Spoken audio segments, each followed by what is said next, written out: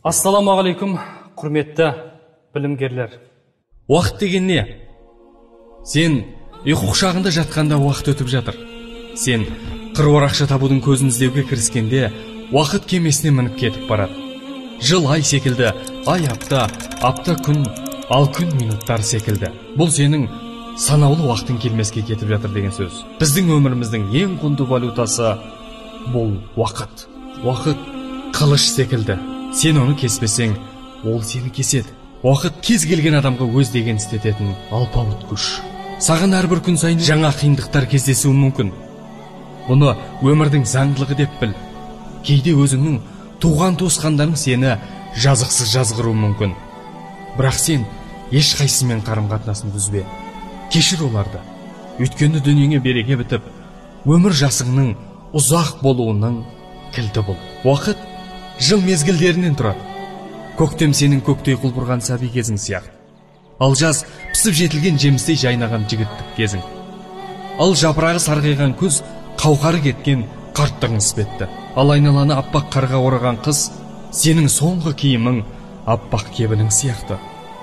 Алайда қыстан кейін қайтадан көктем басталатын сияқты өмір өліммен аяқталмайды. Алда мәңгілік рахат не мәңгілік азап күтіп тұр.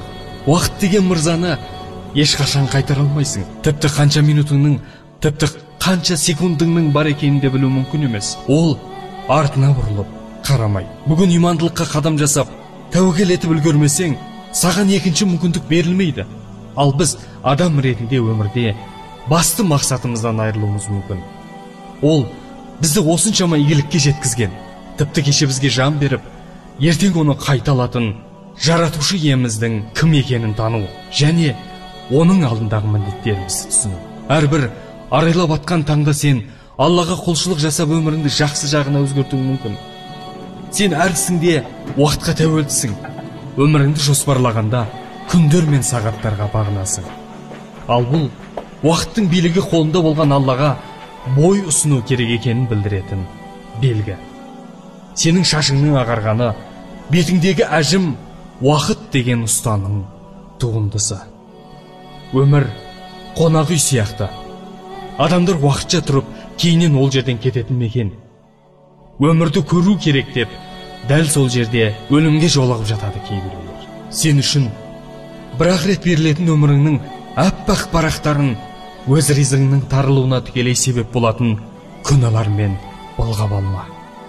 Адамның ниеті ісімен анықталады. Менің есімім Жанаділ.